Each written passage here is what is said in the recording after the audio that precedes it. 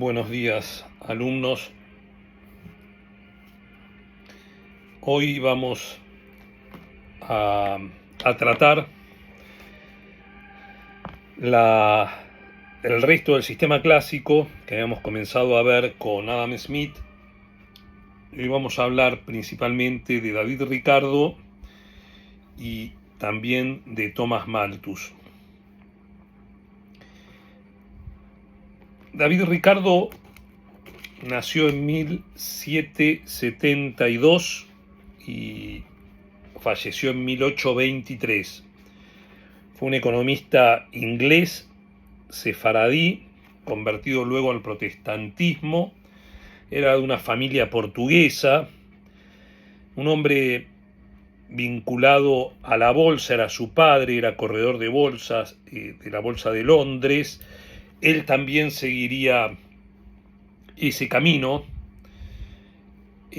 David Ricardo no tenía estudios en economía, no tenía estudios universitarios, pero conocía bien la obra de Adam Smith. Terminó, por cierto, siendo terrateniente, es decir, siendo dueño de grandes extensiones de tierra. Su gran obra son los Principios de Economía Política y Tributación, que publicó en 1817. Bueno, antes había publicado varias cosas. Lo que fue importante fue el folleto El alto precio de los metales preciosos, anterior a los Principios, de 1809. Thomas Malthus, por su parte, nació en 1776, es decir, 4 años después que David Ricardo, y falleció unos 11 años después que David Ricardo, en 1834. Bueno, fue reverendo, fue un clérigo anglicano, economista, demógrafo, escritor. Es importante, fue hijo de un tal Daniel Malthus. Que es importante este dato porque en realidad es quien publica, digamos, quien lo incentiva a discutir las cuestiones de la economía a su hijo, y publica su famoso libro, que es el libro de Thomas Malthus, el ensayo sobre el principio de la población en lo que afecta a la mejora futura de la población, ¿sí?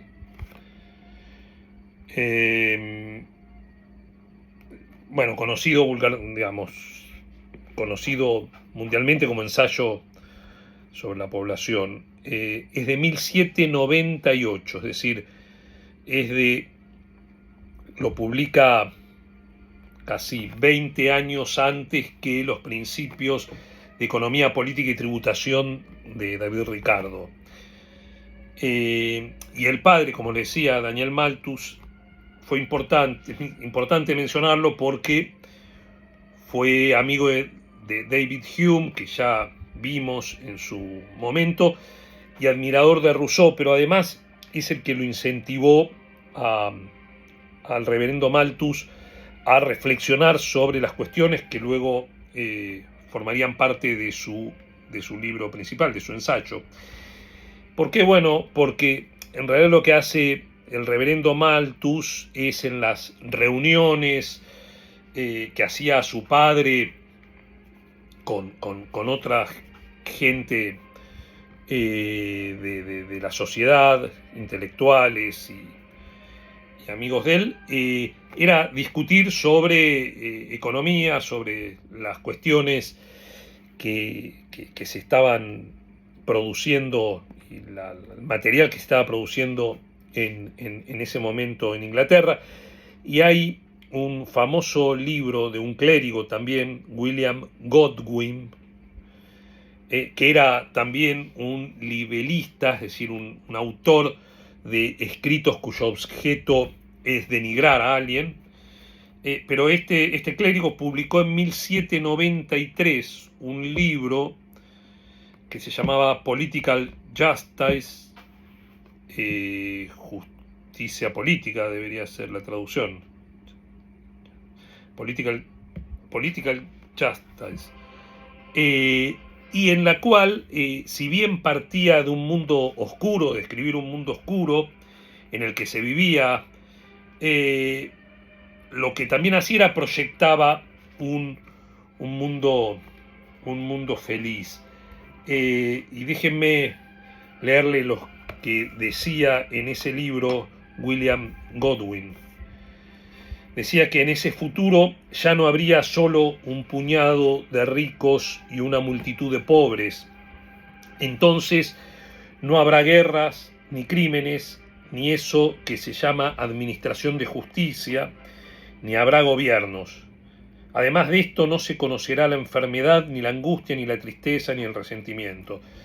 Bueno, un mundo feliz, ¿no es cierto? Eso lo publicó en 1793. Y fíjense que el ensayo de población de Malthus es de pocos años después, del 98. Y justamente lo que hace Malthus es rebelarse contra ese mundo feliz y decir que lamentablemente las cosas no van a ser así, y desarrolla una serie de argumentos. Básicamente, lo más importante que luego vamos a ver es la ley de la población y el crecimiento de las necesidades de alimentos de la población y la producción de alimentos derivados de las tierras, bueno, que no iba a dar para alimentar a toda la población, bueno, y eso generaba un futuro de hambre. Bueno, hay un tercer economista importante en todo esto, que es amigo y también, bueno, Malthus y David Ricardo, vale decirlo, ya no lo dije, fueron muy amigos, ¿sí? Compartieron algunos conceptos de la economía y en otras difirieron mucho, debatieron cara a cara y debatieron también vía cartas, cosa que se estilaba mucho en aquella época, y de hecho están publicadas esas cartas y bueno, forman parte de la obra de estos dos economistas. Pero digo, había un tercero que también era parte de este grupo, que es James Mill, que es el padre de John Stuart Mill, que escribe un folleto denominado Ensayos sobre los inconvenientes de una prima de exportación al trigo y sobre los principios que debieran regular el comercio de granos, en 1804, cuando se debatía la extensión de las leyes de los cereales. Bueno, y ahí es donde se conocen, digamos, se toman contacto David Ricardo con él, porque también estaba preocupado sobre esto, que era, lo vamos a ver ahora en un rato con más detenimiento, pero las leyes la ley de los cereales, la Corn Law, era una ley inglesa que establecía la protección, aranceles a la importación de cereales, la protección a la producción local de cereales. Vamos a ver, este es un tema central, el gran tema que discute David Ricardo.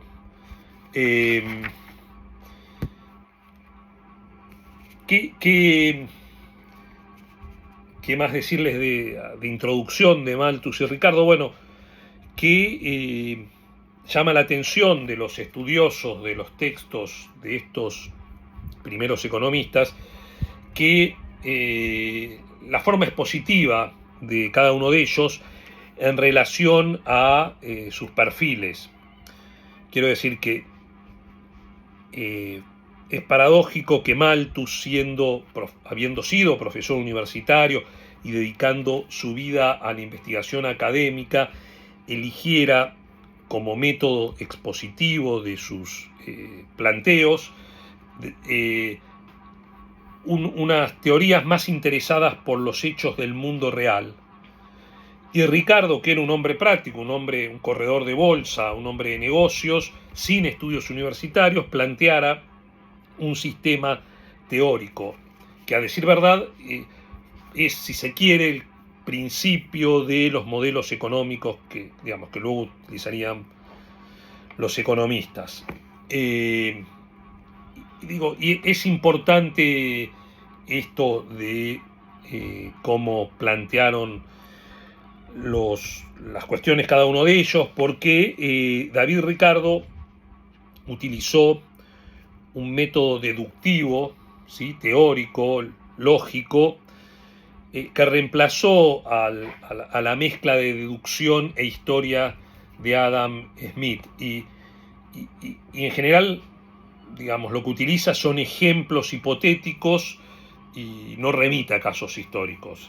Bueno, este es un dato interesante de esas diferencias. Bueno, ¿cuál fue el tiempo de David Ricardo, de Malthus, de Stuart Mill? Bueno, fue a 40 años de la publicación de La riqueza de las naciones, de Adam Smith, y habían cambiado muchas cosas en Gran Bretaña. Bueno, por empezar, se había afianzado el panorama social en dos campos enemigos claramente diferenciados. Uno eran los terratenientes, los dueños de la tierra, y otro eran los capitalistas, es decir, los nuevos industriales que reemplazaron allá a los comerciantes.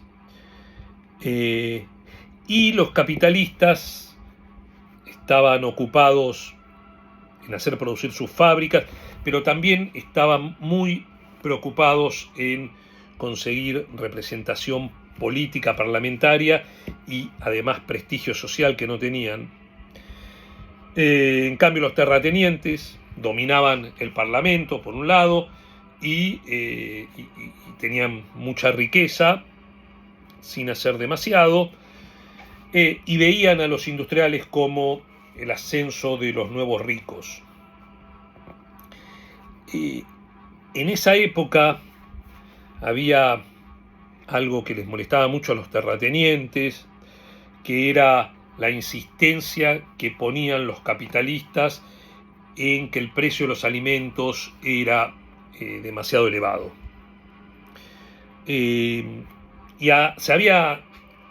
Había habido un cambio muy importante en este sentido, porque de la época de Adam Smith, Gran Bretaña había pasado de ser una nación exportadora de alimentos a ser una nación importadora de alimentos. Y esto se debía principalmente a que el aumento de la población y del progreso había generado un incremento de la demanda de cereales mayor que la oferta, y eso había hecho multiplicar por 4 el precio de los cereales.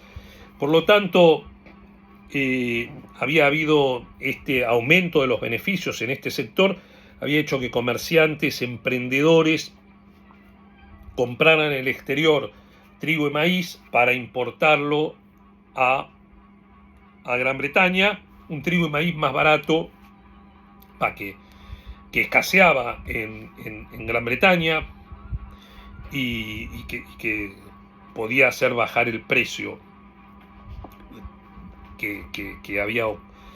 al que había llegado por el exceso ese de demanda que decíamos. Bueno, ¿qué pasó ahí? Y acá viene lo de la ley de los cereales. Es que los terratenientes que eran los grandes beneficiarios del incremento del precio de los cereales, porque, bueno, eso lo vamos a ver a continuación, digamos, se apropiaban de este incremento de precios a través de la renta diferencial de la tierra y dominaban el Parlamento. Lo que hicieron fue dictar las Corn Law, que decíamos, las leyes de las leyes de los cereales, la ley de los cereales, que lo que imponía era derechos móviles, aranceles móviles a la importación de cereales. ¿Qué significaban los aranceles móviles? Bueno, lo mismo que pasó en la Argentina en la época de Cristina Fernández de Kirchner con los aranceles móviles. En realidad eran, me desdigo, en realidad en la época de Cristina Kirchner lo que pasó fue las retenciones móviles, no fueron los aranceles móviles. Pero digo, el mecanismo era parecido, digo, no era el mismo, era parecido. Bueno, me voy a concentrar ahora en de aquella época, estos derechos o aranceles móviles a la importación de cereales. ¿Qué significaba? Que si el precio del cereal bajaba, el arancel se incrementaba. Digamos, esto impedía que el cereal importado, digamos, a bajo precio, bajara el precio del cereal en el mercado británico. Bueno, en 1813 ocurrió que estaba la guerra contra Napoleón y además hubo malas cosechas, y esto significó un incremento del precio del cereal totalmente desmedido, llegó a niveles que nunca había llegado, y entonces el bushel de trigo duplicaba el salario semanal de un trabajador. Para que tengan una idea de qué significaba esto, bueno, en Estados Unidos en 1920 el precio del trigo se disparó a niveles que nunca antes había alcanzado, y el bushel de trigo se cotizó a $3.50, cuando el salario semanal en Estados Unidos en esa misma época era de $26.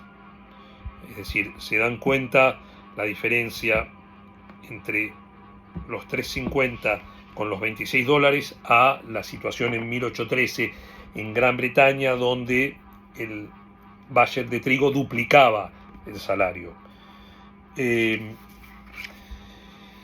Bueno, frente a esta situación, ¿qué hizo el Parlamento? Digamos, uno tendería a pensar que permitió la libre importación de trigo, de cereal, de trigo y maíz del resto del mundo. No, pues bien, hizo todo lo contrario. Aumentó el arancel a la importación de cereal, porque planteaba que cuanto más elevado fuera el precio, más estímulos había para la producción de cereal inglés. Un razonamiento totalmente burdo, porque además bueno, no había condiciones para producir ese cereal en Inglaterra. Ahora bien, lo cierto es que ese planteo que hizo el Parlamento no se aprobó finalmente por la presión de los industriales, y al año siguiente, con la derrota de Napoleón, los precios de los cereales bajaron a niveles más razonables. Pero, y esto es central, van a ver ahora a lo largo de la exposición por qué digo esto, pero Gran Bretaña tardó 30 años en abolir las leyes que permitieron la libre importación de cereales. Bien, y eso, como les decía, es un tema central en el interés de Ricardo y en la teoría de Ricardo sobre la teoría del valor y la distribución, que es la principal aportación de David Ricardo. ¿Qué era lo que planteaba Ricardo? Bueno, que todo el producto se dividía en 3 clases sociales, y que las proporciones dependían de las diferentes etapas de la sociedad. Y él decía que el principal problema de la economía política es determinar las leyes que regulan esa distribución del producto en esas 3 clases sociales. Esas 3 clases sociales, ustedes saben, no son más ni menos que las mismas de las que hablaba Smith: los asalariados, que cobran su salario, los terratenientes, que obtienen la renta, y los capitalistas, que obtienen las utilidades del capital o las ganancias. Y para David Ricardo, la economía política es la investigación de las leyes que determinan esa distribución del producto de la industria entre las clases que concurren a la formación de ese producto.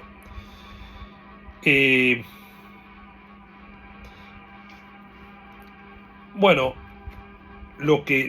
¿dónde empieza la teoría del valor de David Ricardo?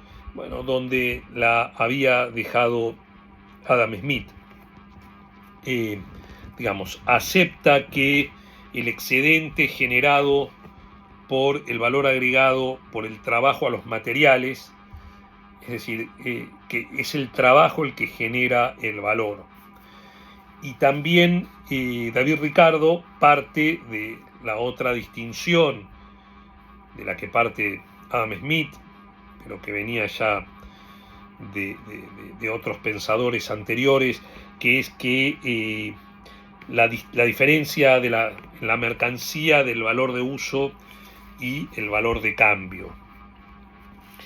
Y ahí dice Ricardo que el valor de una mercancía no solo lo determina el trabajo presente, sino también el trabajo pasado incorporado en las maquinarias, en los equipos, en los instrumentos de producción, en los edificios que se utilizan para producir y se amortizan en el proceso productivo.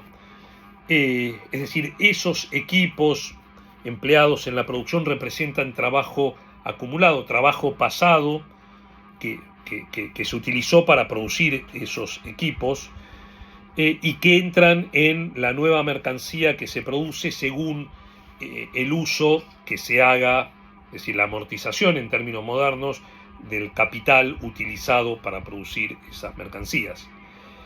Y en ese sentido también dice Ricardo que la cuestión de la propiedad, es decir, de las condiciones sociales de producción, no afectan en nada el resultado del valor, solo modifican la manera de apropiación de ese valor, es decir, cómo se distribuye, cómo se apropia ese valor entre las distintas clases sociales.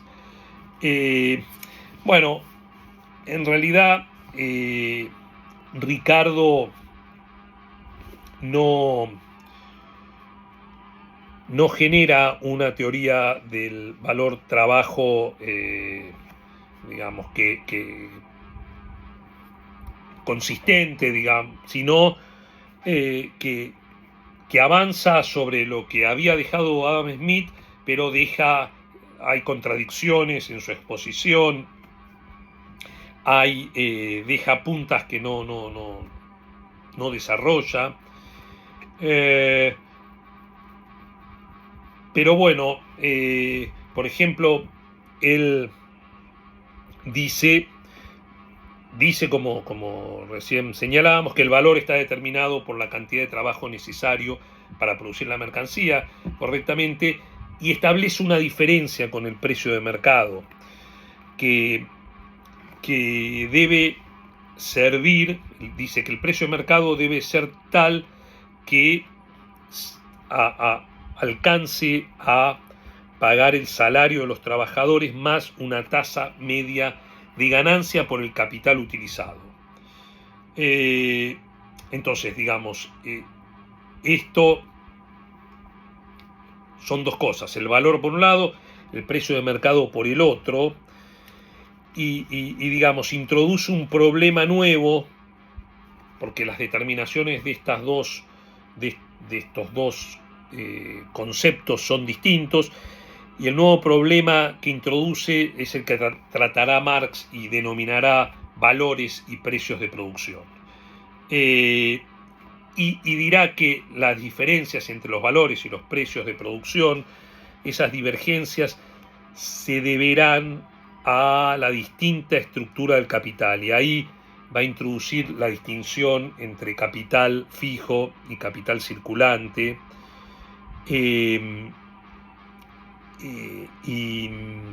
Bueno, y ahí dice Ricardo, y por eso digo que no es su exposición de la teoría del valor trabajo va y viene, porque él dice que suponiendo una tasa media de ganancia y un nivel medio de salarios, la existencia de estructuras desiguales del capital, es decir, de las proporciones entre el capital y el trabajo, porque el capital circulante es el trabajo y el capital fijo es lo que denominamos capital nosotros. Entonces, esa es la estructura del capital, es eso, cuánto hay de trabajo y de capital, a eso se denomina estructura de capital. Y dice que esas existencia de estructuras desiguales de capital, es decir, de proporciones entre capital y trabajo, modifican la ley del valor, y que determinan que algunas mercancías se cambien a valor mayor y otras a valor menor. Bueno, como digo, estas son las cosas que vamos a ver en nuestro próximo encuentro. Carlos Marx va a partir de estos desarrollos y estas contradicciones y va a cerrar una teoría del valor trabajo que, vamos a ver, es consistente, no tiene las idas y vueltas que tienen la de Smith y la de Ricardo. Ahora bien, ¿qué nos dice? Ahora vamos a ingresar a la remuneración de los factores de la producción, diríamos en términos modernos de la economía. A ver, el salario, la utilidad y la renta. Del salario, ¿qué nos dice Ricardo? Ricardo nos dice que el trabajo es igual que cualquier otra mercancía, que el precio natural, es decir, el valor del trabajo, está dado por aquella cantidad que permite reproducir la fuerza de trabajo sin incrementos ni disminución, es decir, aquello que le permite al trabajador alimentarse y obtener los demás productos necesarios para su vida y la reproducción. Y en ese sentido, es decir, también vuelve a la idea de Adam Smith del salario de subsistencia.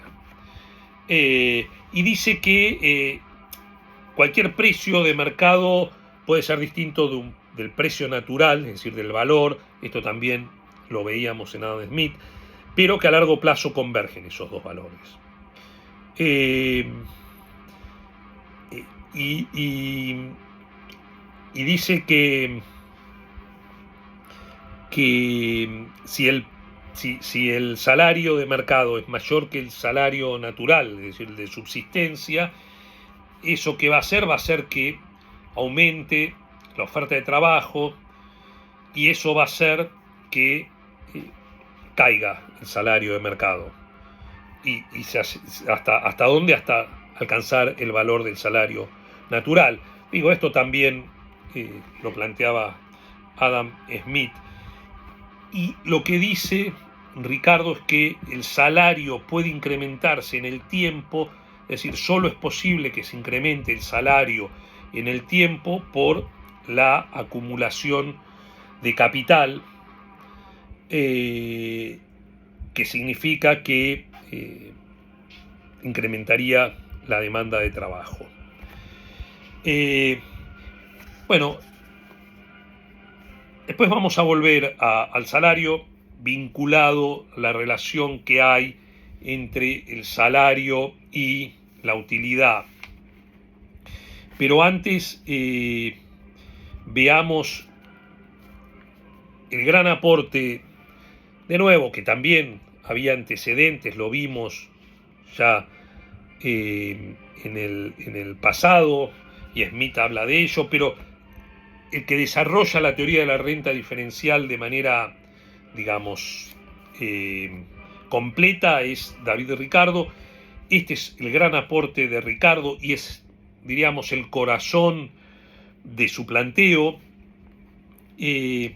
Bueno, y él dice, como decían los economistas que lo precedieron, que la renta diferencial está dado por la distinta fertilidad del suelo y la distancia respecto a los mercados de consumo. Por lo tanto, él dice que aquello de cuando aumenta la población, se necesitan más alimentos y se necesita, por lo tanto, producir, ya sea en tierras de menor productividad, y habla por eso de rendimientos decrecientes de la producción, o en tierras más alejadas. Y por lo tanto, el costo de producción del producto agrícola de la tierra variará. Y entonces con esto lo que pasará, lo que ocurrirá es que el precio de esos productos aumentará. ¿Aumentará para qué? Aumentará hasta que sea suficiente para cubrir estos costos de producción más altos. Es decir, el costo de producir en el suelo menos fértil, en que dada cierta demanda de alimentos se habrá incurrido en la necesidad de mayor producción de alimentos en tierras menos fértiles. Por lo tanto, este aumento del precio de los alimentos que lo da la tierra menos fértil por el aumento del costo de producción, ¿qué determina? Determina que ese precio más alto cubrirá, en el caso de la peor tierra, el costo de producción, pero en el caso de la tierra más productiva, el precio de más alto dejará un excedente. Ese excedente, ¿qué es? Ese excedente es la renta diferencial de la tierra, que será propia a quién, el terrateniente. Y en ese sentido, Ricardo dirá que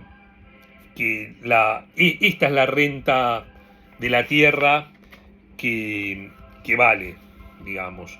La renta no es la retribución que se paga por el uso de la tierra, es esta diferencia la que se apropia el terrateniente.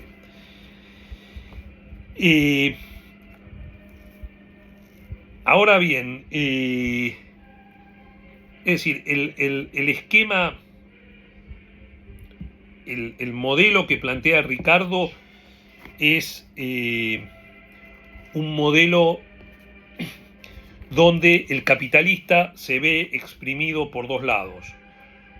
Por un lado,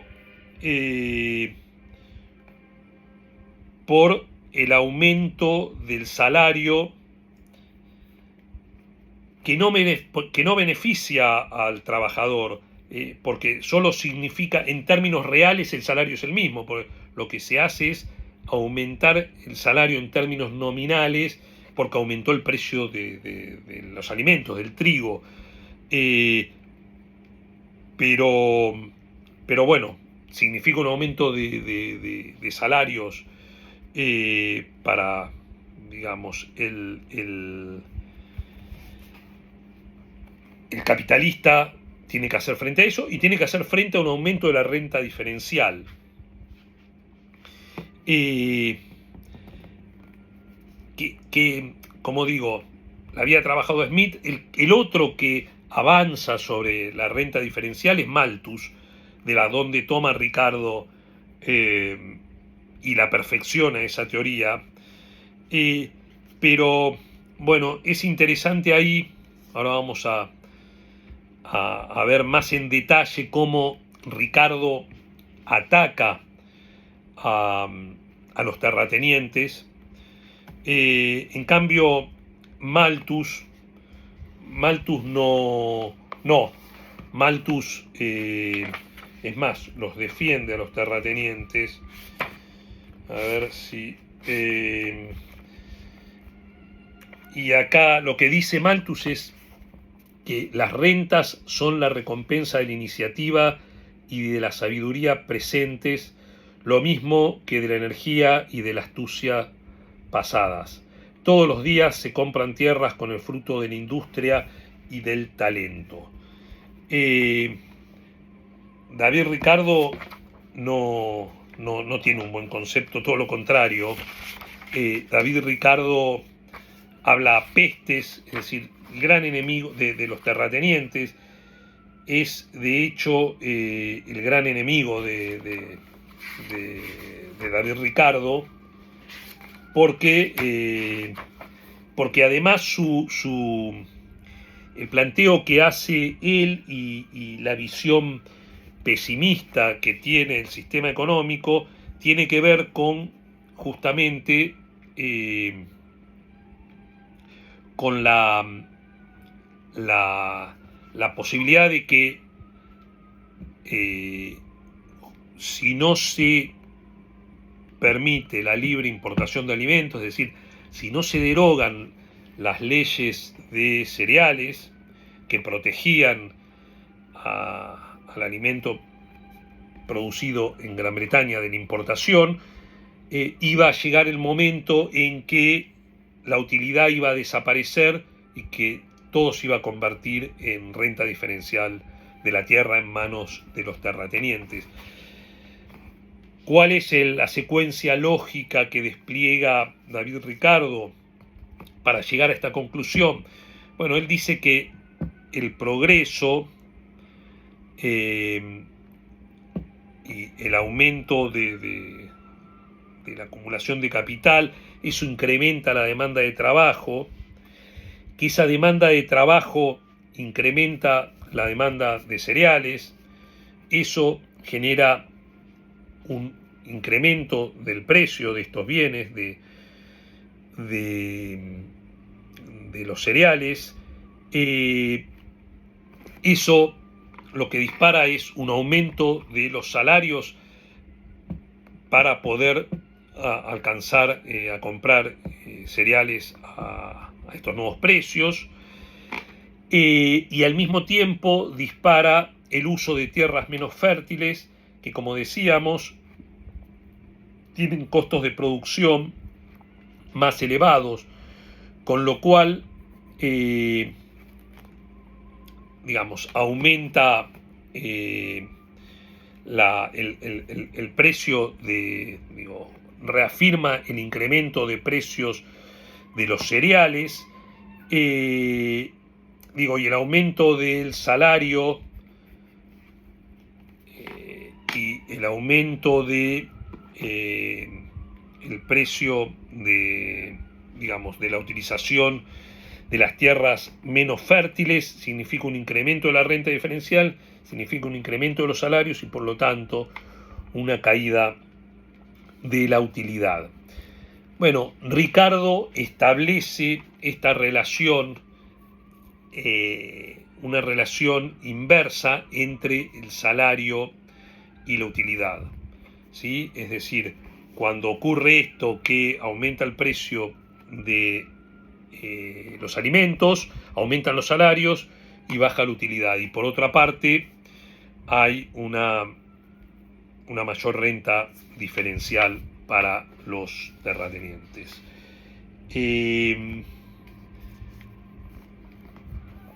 Déjenme a ver si está acá.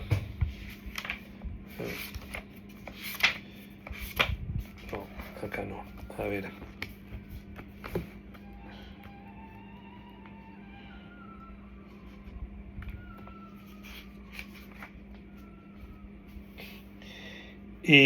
Bueno, miren, ¿qué dice Ricardo respecto a esto? Ricardo dice, y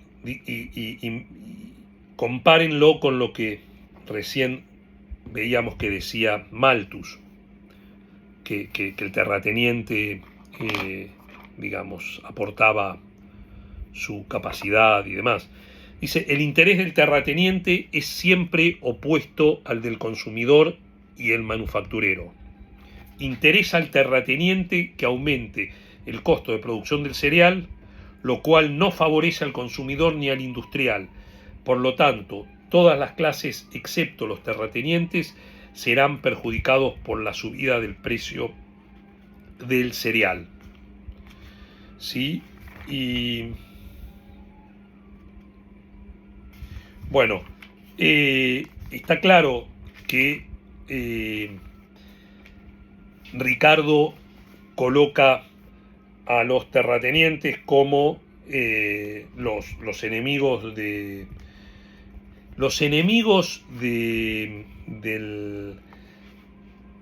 progreso, porque la desaparición de la utilidad significa la desaparición de la acumulación de capital. Y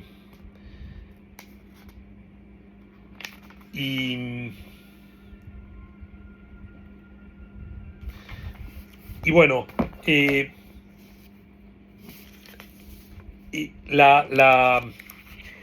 como digo, la relación entre la teoría del valor y la relación inversa entre la utilidad y el salario. Digo, David Ricardo, para explicar esta teoría, esta relación inversa que establece entre la utilidad y el salario, lo vincula a la teoría del valor-trabajo.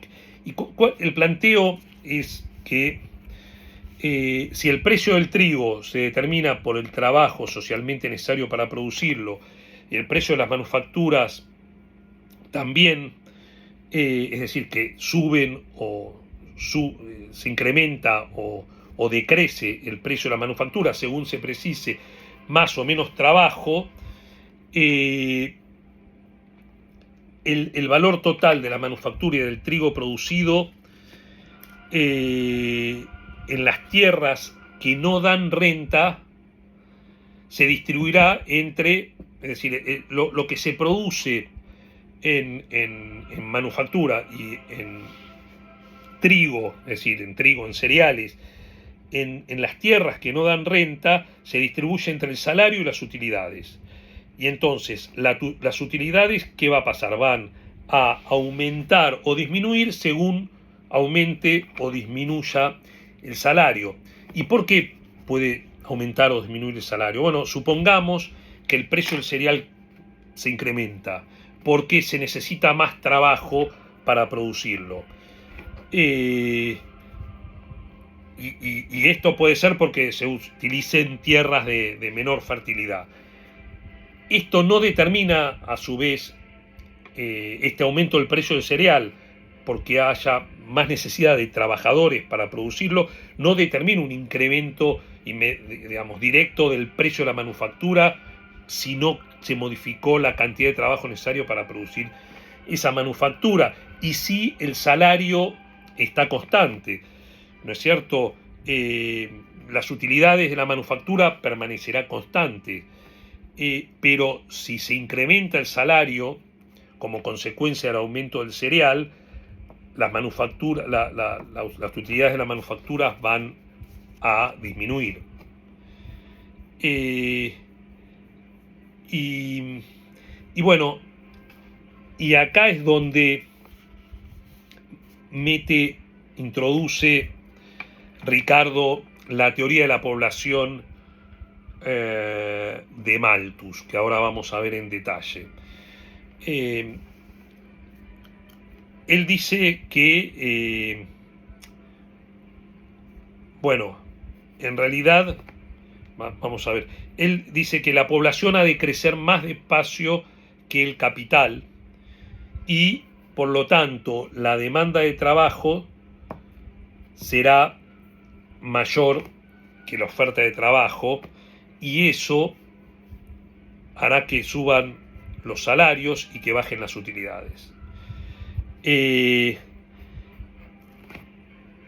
Pero según la teoría de la población de Malthus, esto no es posible, que la demanda de trabajo sea mayor que la oferta de trabajo en el largo plazo, por lo que esto ajusta. Entonces dice, si no hay que buscarlo en esta disparidad de crecimiento entre la población y el capital, dice, ¿dónde hay que buscar la causa de la caída de la utilidad del capital? Y dice, y hay que buscarlo en el incremento del salario, y el incremento del salario hay que buscarlo en la teoría de la renta diferencial. Y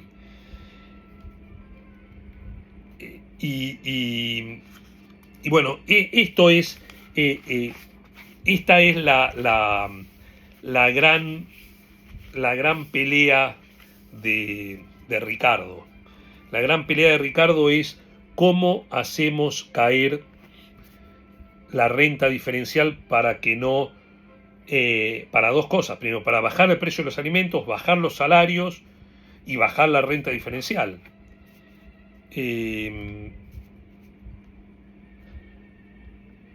Entonces, ¿qué es lo que plantea? Lo que plantea es justamente hay que derogar las leyes de los cereales que impiden la libre importación de alimentos del exterior a precios más bajos, y que eso permitiría bajar el salario, permitiría, por lo tanto, aumentar la utilidad y permitiría bajar la renta diferencial. Y es muy interesante porque, permítanme que les lea donde Ricardo dice, en realidad, ¿cómo podemos hacer con esto? Y bueno, tenemos que agregar un pedazo de tierra a Inglaterra. Bueno, ¿y cómo hace eso? Bueno, eso lo hace con la importación. Es más, lo hace con la incorporación de, por ejemplo, Argentina al esquema de la División Internacional del Trabajo que lideraba Gran Bretaña en el siglo XIX. Acá dice Ricardo en unas cartas justamente de David Ricardo a Malthus, si con cada acumulación de capital pudiésemos agregar un pedazo nuevo de tierra a nuestra isla, la ganancia no bajaría nunca. Y después dice, quedaría restablecido el estado de cosas enunciado en mi tabla, si se agregara una extensión de tierra fértil a la isla. ¿Ok? Digo, es muy gráfico eso de agreguemos un poco más de tierra, y lo hicieron a través del comercio, y lo hicieron a través de esto, de la anexión, si se quiere, digamos, colonial de un país como Argentina, porque bueno, ahora bien, la ley de la población de Malthus, ¿qué decía la ley de la población de Malthus? Era una ley que decía que la población se multiplica en forma geométrica, en cambio los alimentos en forma aritmética. Es decir, los alimentos que devienen de las tierras cultivables.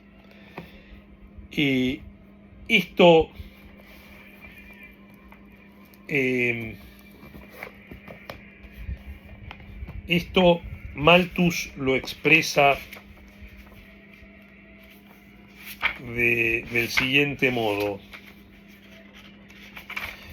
Dice Malthus, si tomamos el conjunto de la Tierra y suponiendo que la población actual sea de 1.000 millones de habitantes, la especie humana iría creciendo como los números 1, 2, 4, 8, 16, 32, 64, es decir, la especie humana iría creciendo de modo geométrico y los alimentos crecerían como 1, 2, 3, 4, 5, es decir, de modo aritmético.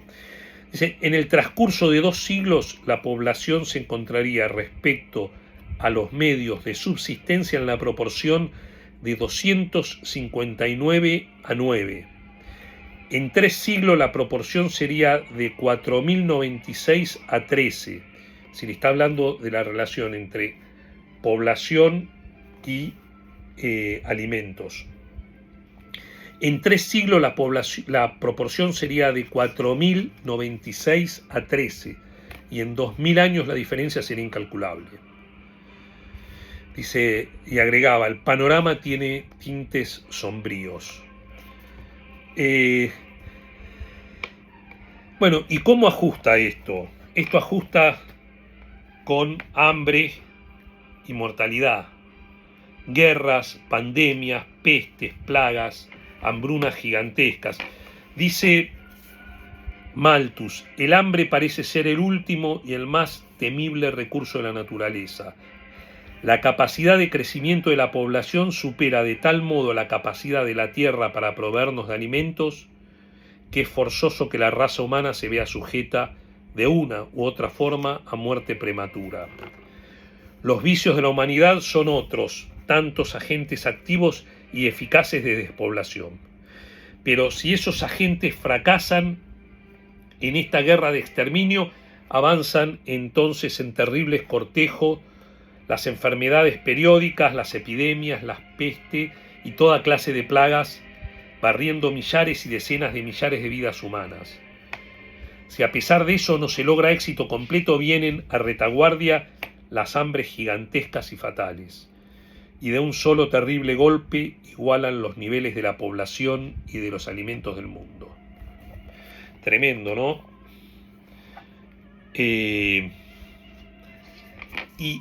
Y esto está claro, digamos, la Tierra no podía multiplicarse a diferencia de la población, si bien se puede extender la Tierra con mucho trabajo, con mejoras reducidas y muy vacilantes, pero digamos, esto lo escribe Malthus en un momento, hay que entender, en que en 1860, por ejemplo, el 63% de los matrimonios tenían 4 o más hijos,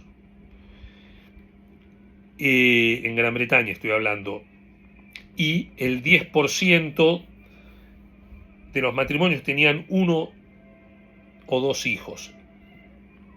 Y en cambio, fíjense, en 1925, el 20% del 63% a ser familias grandes, numerosas, pasó al 20% que tenían 4 o más hijos, y familias pequeñas, digamos, más pequeñas, pasó del 10 al 50% que tenían 1 o 2 hijos. Digo, porque, bueno, las leyes que regulan el aumento de la población son complejas, pero hay algunos factores que están claros, que determinaron una reducción del crecimiento poblacional. El proceso industrializador ejerció presión sobre la natalidad, ¿no es cierto? Porque además en la sociedad agrícola era necesaria mano de obra, digamos, las familias numerosas trabajaban en el campo, en la sociedad industrial eso ya no era un beneficio tener mucha prole. Y bueno, y además el rol de la mujer cambió en la sociedad, los casamientos se hacen más tardes, pero también por otro lado la otra ecuación de la ley de población de Malthus que cambia es la productividad del campo, de la tierra, ¿no es cierto? A partir de la incorporación de capital, la agricultura pasa a ser una industria, es decir, y el agricultor medio trabaja con equipos que en muchos casos superan a ramas de la actividad industrial. Bueno, dicho eso, nos queda por ver algunas cuestiones importantes que trataron Malthus y David Ricardo. Bueno, por un lado es interesante los aportes de David Ricardo en materia de comercio internacional, donde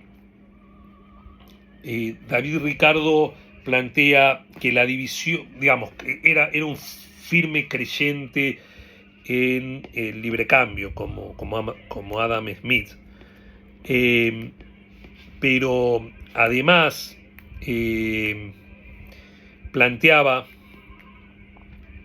que la división internacional del trabajo, digamos, y el comercio debía darse según la teoría de las ventajas comparativas y no de la teoría de las ventajas absolutas como había planteado Adam Smith. ¿Qué quiere decir esto? Que,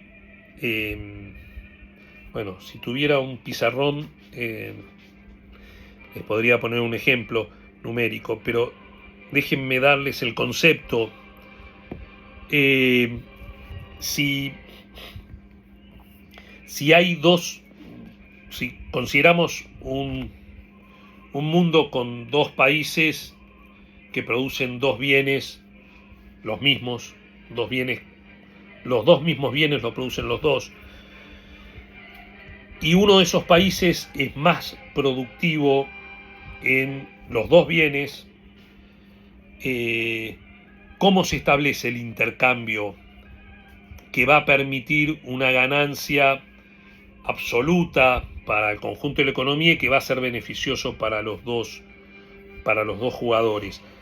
Bueno, el intercambio se tiene que establecer, digamos, en realidad, el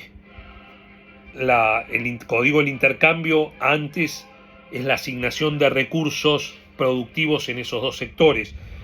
Es decir, el país que es más productivo en los dos bienes, en las dos mercancías, se tiene que especializar en aquella donde tenga una diferencia de productividad mayor.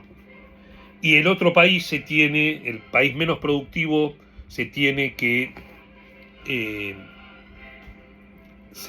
especializar en la otra mercancía, que es la que es la mercancía donde tiene la menor diferencia de productividad. Y de este modo los dos ganan con el intercambio y además se producen más bienes de las dos mercancías, es decir, hay una ganancia absoluta. Bueno, esta es la teoría que aporta David Ricardo en esa materia. Y en materia monetaria también se ocupó mucho. Es muy interesante. David Ricardo fue un cuantitativista convencido. ¿Se acuerdan que vimos en nuestros otros encuentros que hubo muchos economistas que desarrollaron la teoría cuantitativa del dinero, es decir, que la famosa M por B igual a P por Q, es decir, la cantidad de dinero por la velocidad es igual a los precios por las cantidades producidas. Bueno, Ricardo es un convencido cuantitativista, dice que cualquier aumento de dinero va a aumento de precios, que por lo tanto no impacta en la tasa, ni en las cantidades producidas, ni en la tasa de interés. Digamos, en el muy corto plazo puede ser, pero en el largo plazo lo que genera es un aumento de todos los precios. Bueno, esto es interesante porque este es un punto que Keynes en la teoría general va a atacar, junto con el otro tema que quería comentarles, la otra cuestión que David Ricardo y Malthus discuten, y que es bien interesante porque tiene que ver con las crisis económicas, que es justamente la posibilidad de sobreproducción de una economía, y eso está vinculado con la famosa ley de Say, del economista francés, que afirmaba dos cosas. Say. Primero, que el apetito o deseo de bienes de las personas es infinito, sin más allá de los límites de la apetencia de alimentos, que tiene un límite en la capacidad que se tiene de absorber alimentos. Dice, pero el resto de los bienes, los muebles, las ropas, los adornos, los lujos, eso es infinito.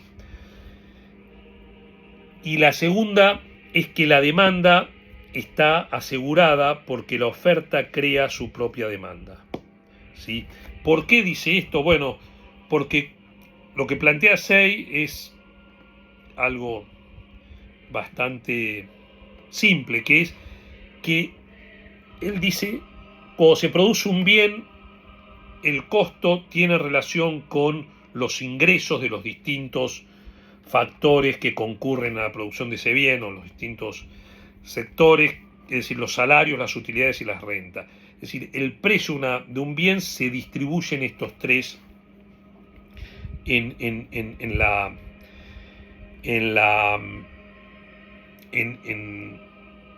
estos tres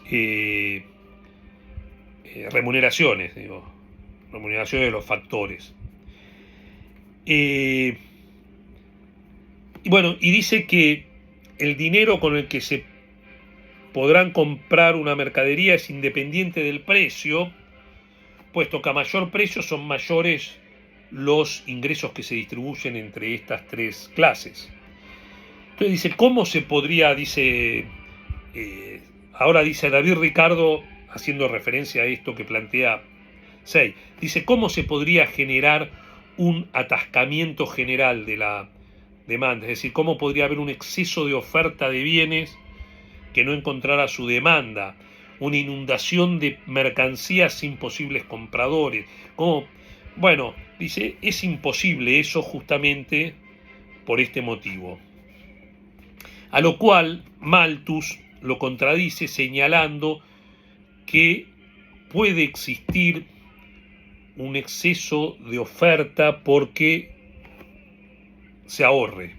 Es decir, que si una parte de los ingresos, en vez de gastarse, se ahorran, se detrae demanda del mercado y eso genera un exceso de oferta.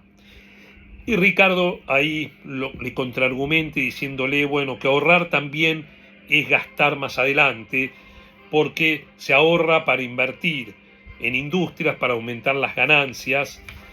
Bueno, y la discusión queda ahí, pero queda planteada, y Keynes dice, es muy interesante siempre leerlo a Keynes, como lo leíamos respecto al debate de los mercantilistas. Acá Keynes le pega duro a Ricardo y dice que el gran problema es que los ingleses, los economistas, hayan seguido a Ricardo y no a Malthus.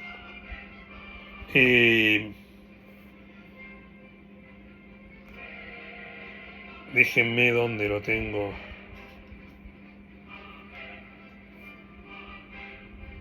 Bueno, porque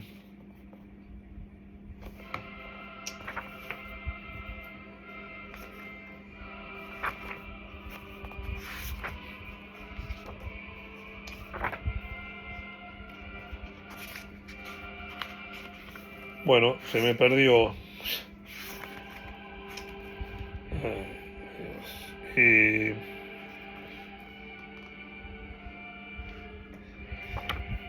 Se me perdió Keynes.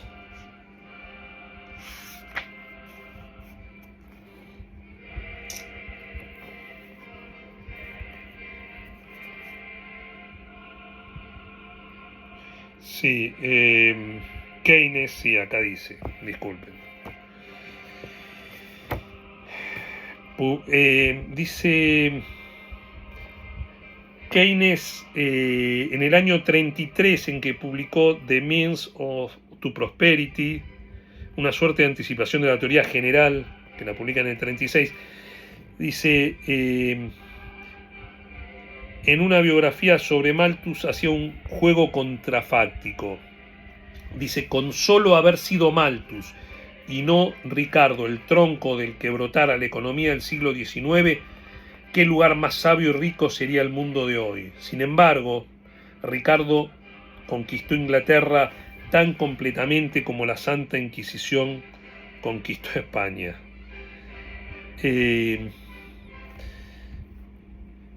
y había otro lado, pero bueno, no, donde sí, se enoja, despotrica Keynes contra la idea esta de Ricardo del cuantitativismo. A lo mejor está de sí.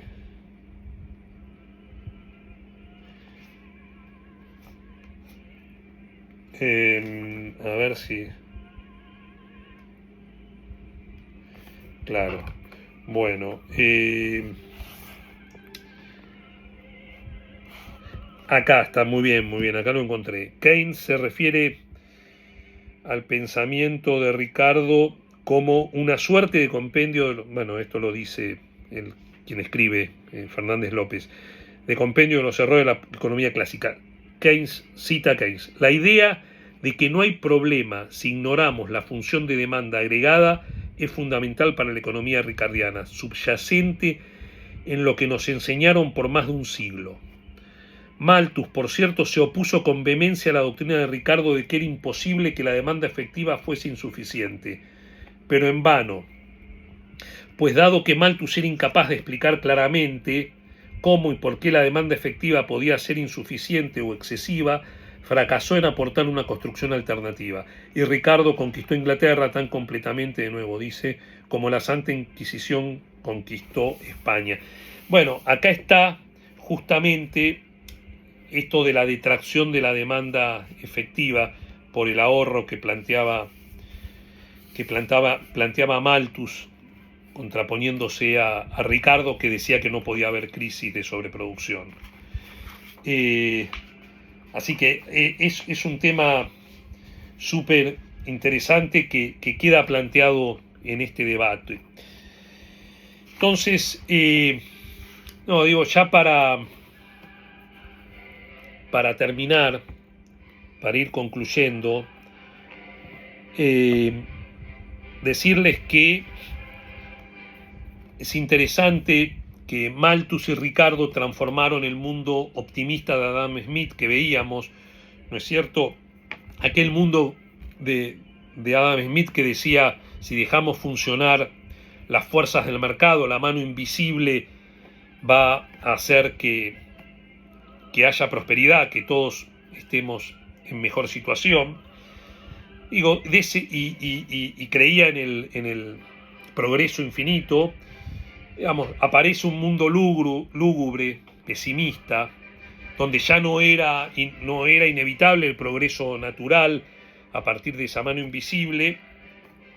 Es más, las fuerzas naturales nos deparaban un aspecto maligno y amenazador. Digamos, el mundo que describía Malthus era de hambre o crisis de sobreproducción. Permítanme leerles, porque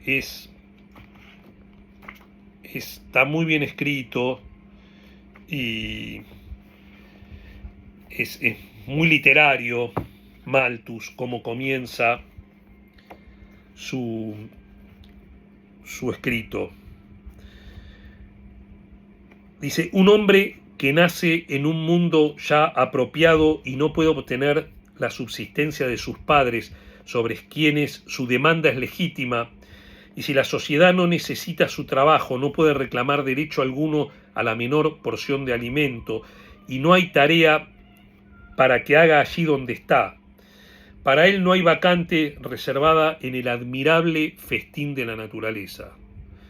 Ella le manda que se vaya y con presteza ejecutará su propia orden, a menos que persuada a alguno de los invitados a tenerle compasión.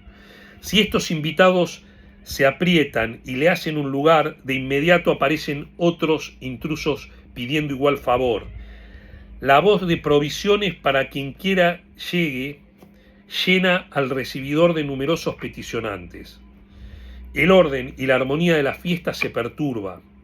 La abundancia que antes reinaba se vuelve escasez y la felicidad de los invitados se destruye por el espectáculo de miseria y dependencia en cada rincón del recibidor y por la estertórea importunidad de quienes están justamente irritados al no hallar las provisiones que se les enseñó a esperar.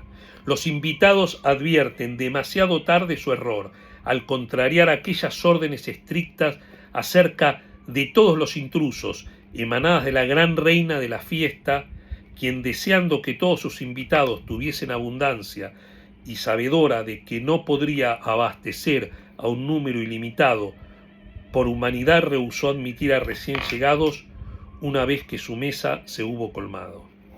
Bueno, tremendo, ¿no? Está hablando de la naturaleza y justamente de la población, que no hay espacio, dada la ley de la población de Malthus, para alimentar a todos, y que muchos morirán de hambruna, o como decíamos, por las guerras, por las epidemias. El resultado de las fuerzas naturales es un salario de subsistencia, es utilidades bajas por capitalistas frustrados y terratenientes dispendiosos. Es decir, desaparece la armonía de Adam Smith.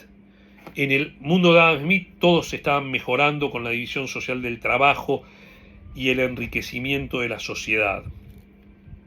Por lo tanto, en este mundo que pintan Ricardo y Malthus, bueno, es la antesala del mundo que tomará Carlos Marx y que planteará